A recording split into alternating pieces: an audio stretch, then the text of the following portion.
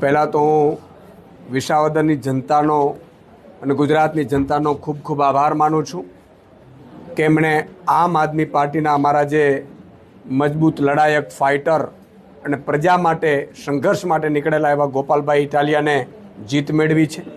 હું આમ આદમી પાર્ટીના એક એક સૈનિકને, એક એક યોદ્ધાને, એક એક હોદ્દેદારને અભિનંદન પાઠવું છું કે એમણે ભાજપની સામ દામ દંડ ભેદ પૈસા રૂપિયા આ બધાથી પર રહી અને એની સામે યુદ્ધ લડ્યા છે। આમ આદમી પાર્ટીનો એક એક સૈનિક છેલ્લા કેટલાય સમયથી વિસાવદરની ભૂમિમાં વિસાવદરની જનતા માટે એ લડાઈ લડતા હતા। એટલી હદે ભાજપે તાનાશાહી કરી હતી, એની સામે આ વિસાવદરના ખેડૂતોનો, વિસાવદરના માલધારીઓનો, વિસાવદરના નાગરિકોની જીત છે। 54 લાખ ખેડૂતોની જીત છે।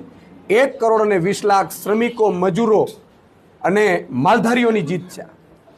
આ જીતે સાબિત કરી બતાવ્યું છે કે જો તમારામાં લડવાની તાકાત હોય, પ્રજા માટે લડવાની તાકાત હોય તો પ્રજા તમારી સાથે રહે છે।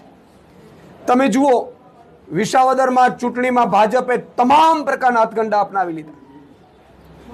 અમારી પાસે કશું જ નહોતું।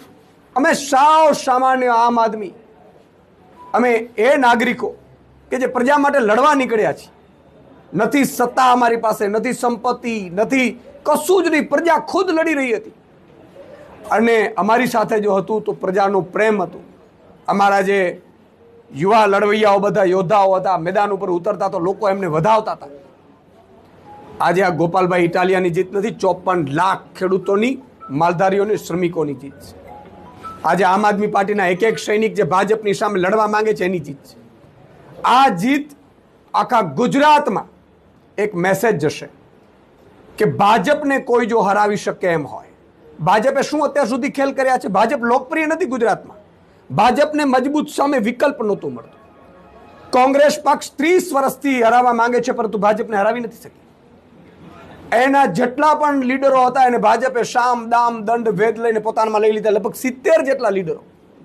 છેલ્લે તમે જુઓ, 6 ધારાસભ્યો કોંગ્રેસના, 5 થી 6 ધારાસભ્યો ગયા અને 5 થી 6 ધારાસભ્યોમાં આમ આદમી પાર્ટીએ પણ એમને મદદ કરી, ઉમેદવાર ન ઉભા રાખીને, છતાંય કોંગ્રેસને જીતી ન શકી। ભાજપે આમ આદમી પાર્ટી ઉપર હાથ નાખ્યો હતો।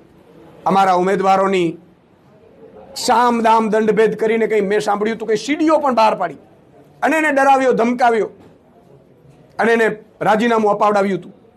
પણ એને એ ખબર નથી આ ગુજરાતનો આમ આદમી છે, આ ગુજરાતના લડવૈયા સંઘર્ષો છીએ। અમે પામવા માટે રાજનીતિમાં નથી આવ્યા અને એટલા માટે એ સીટ પાછી ગુજરાતની જનતાએ પાછી ભાજપની તાનાશાહી સામે લડીને લાવી છે। આ ગુજરાતની જનતા લાવી છે।